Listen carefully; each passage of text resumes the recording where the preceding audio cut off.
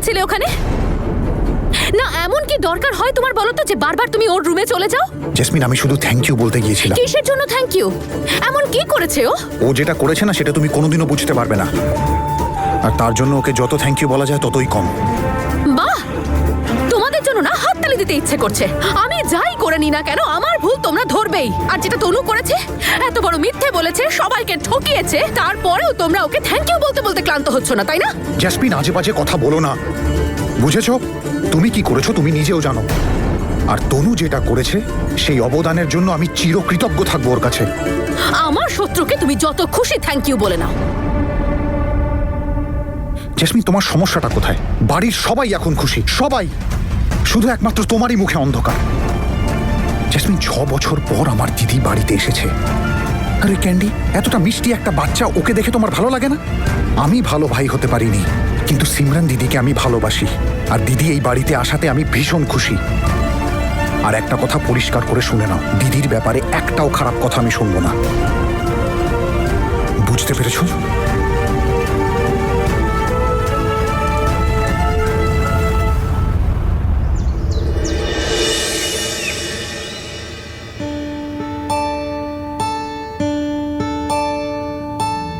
Aunty,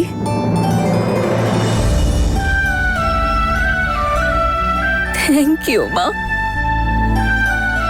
তুমি তোমার promise রেখেছো Tanu, thank you so much. Aunty, আপনি এভাবে থ্যাংক ইউ বলে আমাকে পর করে দেবেন না। এখন তো সিমরানদি ফিরে এসেছে, আর এখন থেকে এখানেই থাকবে আপনাদের সাথে। তাই সেই জন্য এখন এই চোখে শুধু আনন্দের জল থাকবে। আর উপরওয়ালার কাছে প্রার্থনা করুন যাতে বাবাও সিমরানদিকে অ্যাকসেপ্ট করে নিতে পারেন।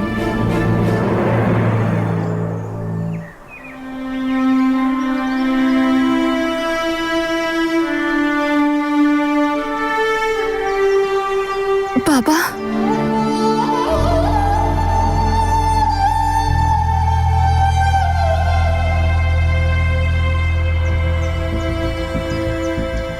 ওই বাবা, আমি সত্যি খুব খুশি তুমি ক্যান্ডিকে অ্যাকসেপ্ট করে নিয়েছো, ওকে এ বাড়িতে রেখেছো। ও এতদিন ফ্যামিলির অভাব খুব বোধ করতো বাবা, তুমি ওকে একটা ফ্যামিলি দিলে, থ্যাংক ইউ। আমি তো এটাও জানি না তনু যে এতগুলো বছর আমার সিমরান কিভাবে কাটালো, আর ওর বরই বা ওকে কেন ছেড়ে দিল। এত মিষ্টি মেয়েকে কেউ ছেড়ে দেয় বলো? আমি কি বলতাম বাবাকে, যে ছেলেটার জন্য আমি বাড়ি ছেড়ে চলে গিয়েছি, তোমাকে ছেড়ে চলে গেছি, তার আগেই একটা বউ আছে। বাবা হয়তো তার সেই সিমরানকে ক্ষমা করে দিত যে পালিয়ে গিয়েছিল, কিন্তু অবিবাহিত মাকে বাবা আমাকে কোনোদিনই ক্ষমা করবে না তনু। ওই যে বলে না, সব আনন্দের শেষে দুঃখেরও দিন আসে। এবার দেখা যাক যে ঝড় আসতে চলেছে তা কি করে রুখে দাঁড়াবে তনু। আন্টি, আপনি দিদিকে একটু সময় দিন, দিদি সব বলবে আপনাকে। আপনি আমায় একটা প্রমিস করবেন, আপনি সব জানার পর সিমরান দিকে কখনো ভুল বুঝবেন না, দিদির ওপর রেগে যাবেন না। এই 6টা বছর সিমরান দি অনেক কষ্টের মধ্যে কাটিয়েছে, আজ যখন খুশির দিন এসছে আপনি শুধু দিদির পাশে থাকবেন। আই এম রিয়েলি সরি বাবা, আমি শুধু তোমাকে কষ্টই দিইনি, বরং তোমার কথা না শুনে অনেক বড় শাস্তি পেয়েছি আমি। একটা সময় ছিল যখন আমি তোমার চোখের মনি ছিলাম, আর আজ আর তুমি আমার মুখটাও দেখতে চাও না।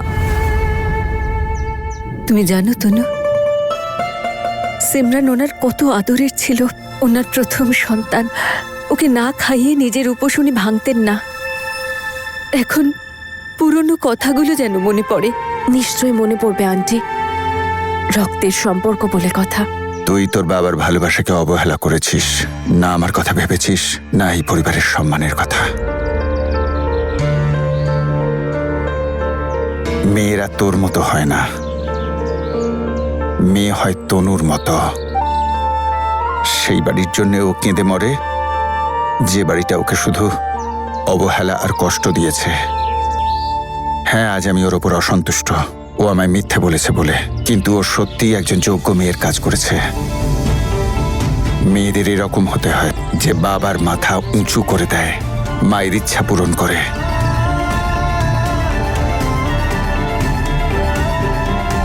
তোর মতো নয়, যে শুধুমাত্র নিজের স্বার্থের কথা ভাবে, যে নিজের বাবা মার ভালোবাসার পরোয়া করে না, পরিবারেরও পরোয়া করে না। আজ আপনি এটা নিয়ে যান। আজ তো এই বাড়ির লক্ষ্মী এই বাড়িতে ফিরে এসেছে, তাই ওপরওয়ালাকে থ্যাংক ইউ তো বলতেই হবে।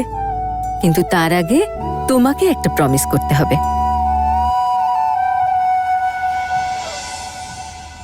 প্রমিস? আজকে থেকে তুমি আমাকে আন্টি নয়, মা বলে ডাকবে।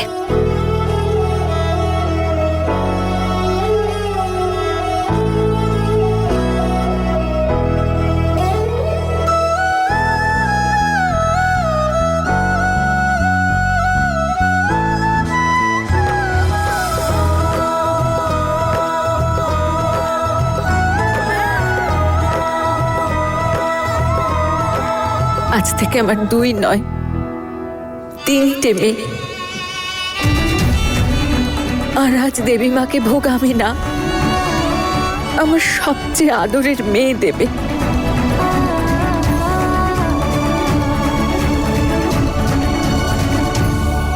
6 বছর আগেও আমার 2জন মেয়ে ছিল, আজও 2জনই মেয়ে,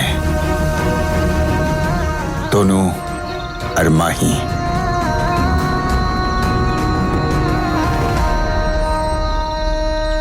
তোর ওই চোখের জলে তোর মা গলতে পারে, কিন্তু আমি নই।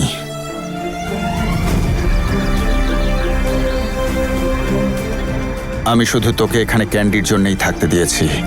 ও আমার নাতি, আমার রক্ত, আর আমি চাই না যে তোর ভুলের শাস্তি ওই বাচ্চাটা পাক।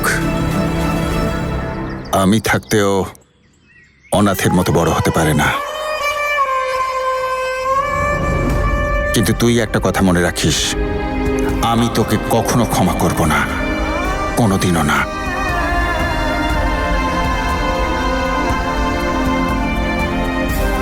দাঁড়িয়ে আছিস কেন? যা এখান থেকে।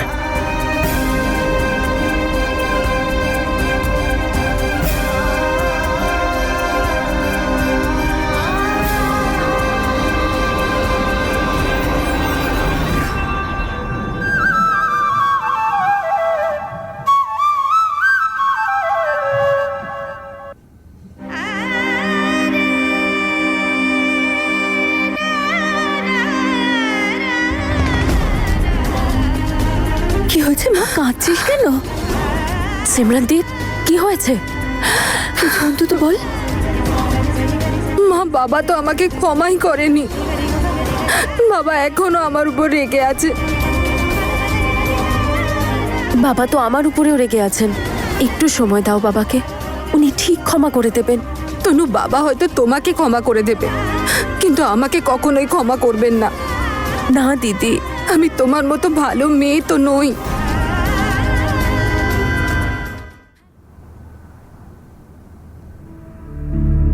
কি হয়েছে দিদি?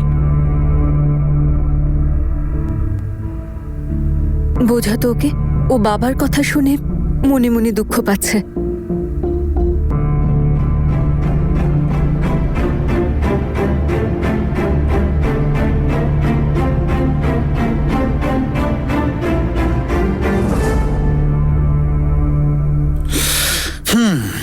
দিদি, তুমি ছোটবেলা থেকে এমনই না?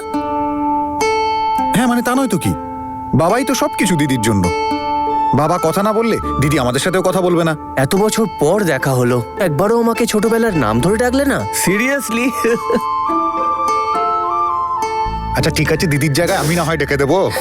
সো এখন কান্নার সময় নয়, এখন সময় হলো চিয়ার্স। এই আমরা যেন কি করতাম? হ্যাঁ, এই, চল চল চল চল চল চল। আমরা সবাই রাজা আমাদেরই রাজত্বে, নইলে মোদের রাজা শনে মিলবো কি শর্তে। যারা আমাদের দেবে কুনজর তারা যাও গর্তে, আমাদের সুখ কেড়ে নেবে কেউ নেই এই মর্তে। ও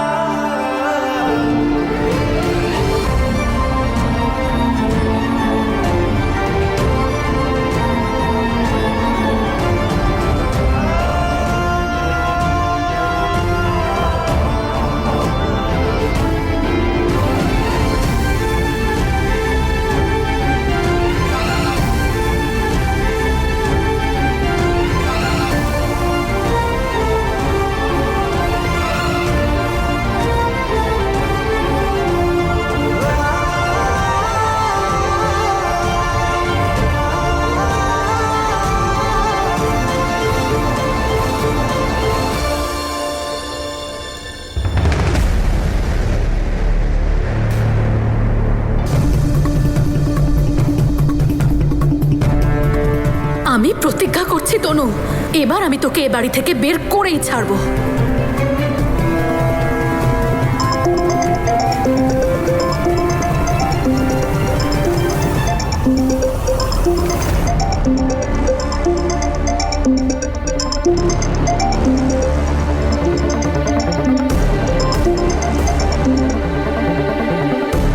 বীরের ফোনে মিনিস্টারের কল।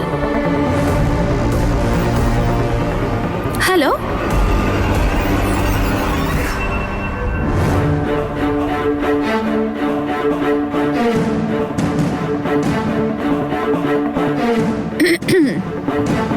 হ্যাঁ আমি তনু সিংই কথা বলছি। আপনি কাল সকালে একাডেমি চলে আসুন। ওকে।